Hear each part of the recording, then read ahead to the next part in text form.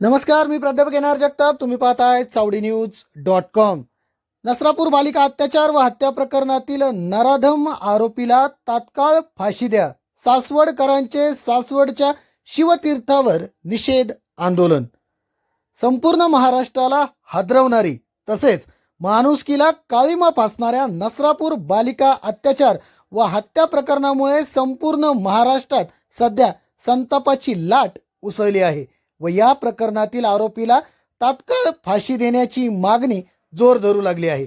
पुरंदर तालुक्यातील सासवड येथेही सासवड शहरातील शिवतीर्थ चौकात एकत्रित येत सासवडकरांनी आज नसरापूर येथील घटनेचा तीव्र निषेध व्यक्त केला व या घटनेतील नराधम आरोपीला तात्काळ फाशी द्या अशी मागणी करणारं निवेदन सासवड पोलिसांना सादर करून सासवडकरांनी या संतापजनक घटनेचा तीव्र निषेध व्यक्त करणारं निषेध आंदोलन केलं.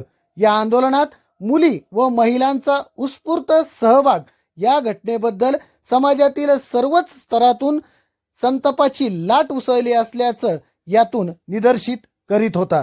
एकंदरीतच संपूर्ण महाराष्ट्राला हादरवणारी नसरापूर येथील बालिका हत्या व अत्याचार प्रकरण सध्या मोठ्या प्रमाणात संतापाची लाट उसळणार आहे. आता सर्वांचंच लक्ष या आरोपीला खरंच तात्काळ फाशी दिली जाणार का याकडे लागून राहिलं आहे.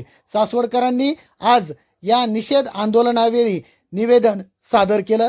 सासवड पोलीस स्टेशनचे पोलीस उपनिरीक्षक अशोक जाधव यांनी यावेळी या आंदोलनकर्त्यांचा निवेदनाचा स्वीकार केला. आता आपण या आंदोलनावेळी उपस्थित असणाऱ्या ज्या मुली आहेत यांनी व्यक्त केलेल्या भावना ऐकणार आहोत.